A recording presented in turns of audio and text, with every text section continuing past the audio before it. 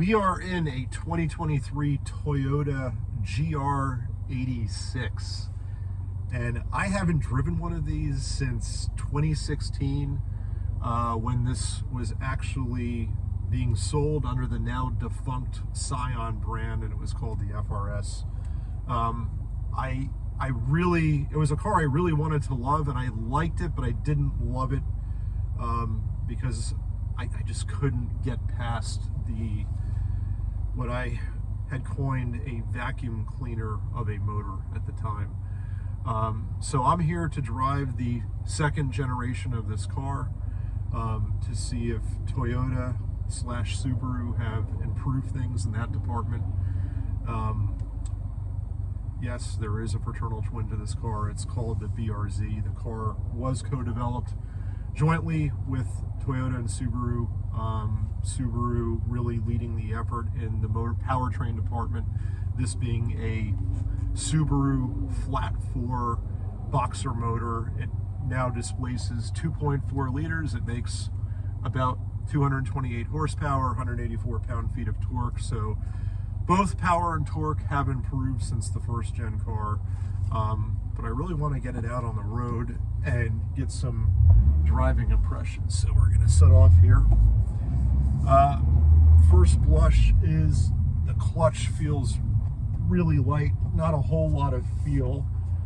It's not a deal breaker, but it's not the best clutch I've ever felt either. My last frame of reference for driving dynamics in a car were earlier this morning. I took my 1989 Alfa Romeo Milano to work. That car does set a pretty high bar for overall visceral feel, but we're going to see how this stacks up.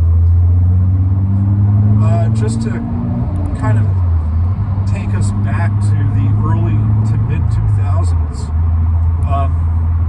there was a whole sea of Japanese convertibles and sports cars that were all affordable. They were all enthusiast cars. Toyota actually used to make two sports cars at that time, the Celica and the MR2 convertible. The third was the third generation of the MR2. Honda had the S2000, Mazda had the Miata, Mitsubishi had the Eclipse. I wouldn't really say that it was a legit competitor to any of those cars, but it was an exciting time. And then by 2006, they were all dead. And suddenly Toyota was left without a single sports car in its lineup. So enthusiasts really rejoiced when this hit the stage in 2016, again as the Scion FRS. Toyota launched the BRZ.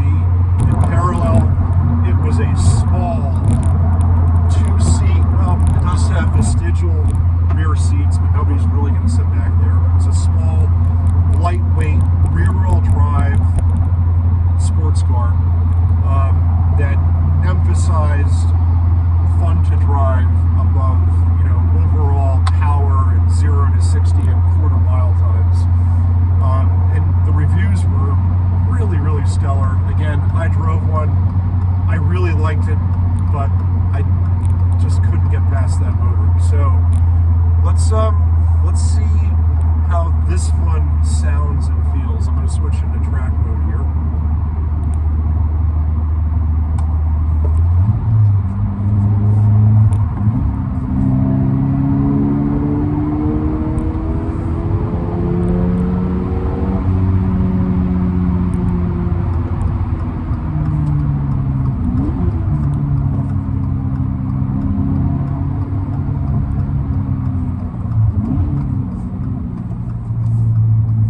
So it's definitely a lot torquier than the last car that I drove.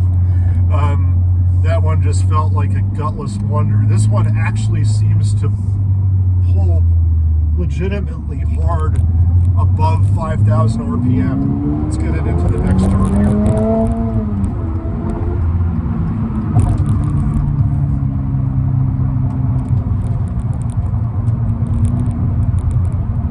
To wash a little bit, but really nicely balanced through the corner.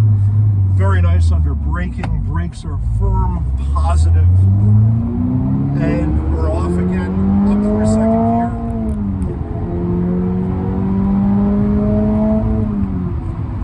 That was pretty much matted second through third, and the power delivery is pretty linear with a nice little shove above 5,000 RPM all the way to the 7,500 RPM red line.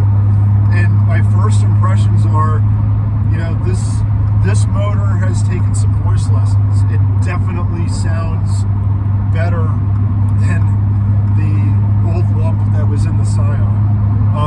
Is it a spectacular sounding motor?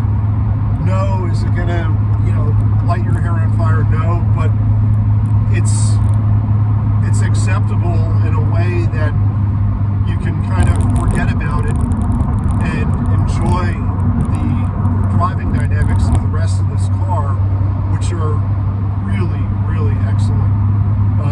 The steering is nicely weighted, has tons of actual feel through the helm, unlike so many modern steering systems today that have been spoiled by EPS and such. I'm going to take this turn here. Ooh, that was nice. Still getting used to these turn signals. That's a driver error though. But yeah, everything just feels so well coordinated in this car. You can tell you had one team that, you know, worked on the entire car, and everything, the weighting of the steering, the brakes, the weight of the shift gear just feels perfectly matched and in harmony with the whole car. And that's not always an easy thing to get right. Throttle response is also really nice.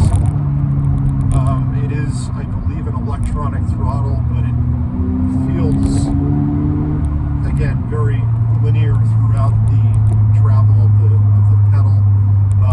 And there's enough travel that, you know, the movement of your right foot actually matters. It's not like an on-off switch. So I'm really enjoying this car. Actually, I wish we had more time to spend in it. The bumps are, you know, it's firmly damped. You feel imperfections and bumps in the road. It definitely feels like a sports car. Missed our turn there. Turn around and go back. But, you know, again, I'm having driven the Milano this morning. It doesn't feel terrible. It actually, it feels, for the mission that this car has in life, the suspension feels reasonable. And it's just so light and chuckable. Look at the turning radius. We're going to turn around and head back here. Take one more run through the gears.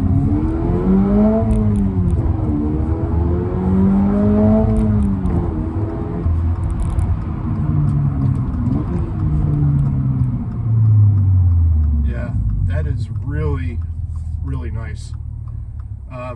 It's just, you know, we live in a world where you have 300 horsepower minivans and 500 horsepower electric sedans, and everything is just in overabundance.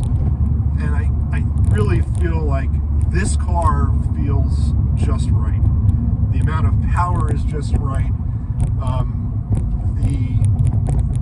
Everything is just right. It's exactly what you need and nothing more. So I hope you enjoyed this, and I'll catch you for the next one.